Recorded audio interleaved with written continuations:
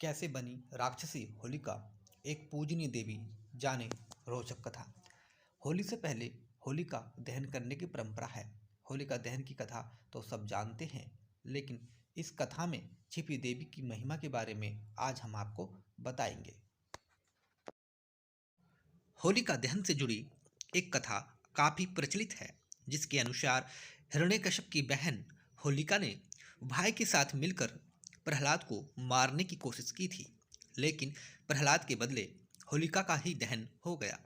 हिरण्यकश्यप नाम का राक्षस भगवान विष्णु से घृणा करता था, क्योंकि श्री हरि विष्णु के 12 अवतार द्वारा उसके भाई का वध हुआ था।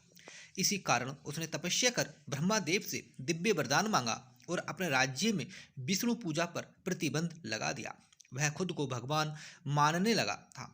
विष्णु पूजन करने वाले लोगों पर उसका अत्याचार बढ़ने लगा था। वहीं खुद हिरण्यकश्यप के पुत्र प्रहलाद भगवान विष्णु के परम भक्त थे।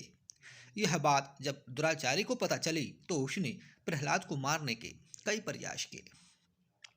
हर प्रयास में विफल होने के बाद जब हिरण्यकश्यप थक हार गया, तब उसने अपनी बहन होलिका का सहारा लिया और प्रहलाद को मारने की योजना बनाई।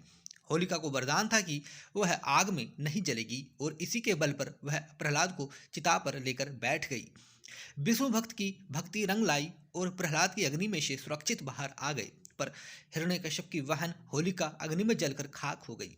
इसके बाद से ही होलिका दहन मनाने की परंपरा शुरू हुई। अब सवाल ये उठता है कि आखिर होलिका को देवी क्यों माना जाता है, जबकि होलिका एक राक्षसी थी और उसने अपने ही भतीजे का अहित करने की कोशिश की थी। तो इसका उत्तर यह है कि होलिका एक देवी थी जो ऋषि द्वारा दिए गए श्राप को भुगत रही थी।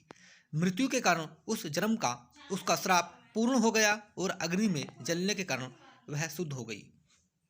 इसी कारण से होलिका को राक्षसी होने के बाद भी होलिका दहन वाले दिन देवी रूप में पूजा जाता है।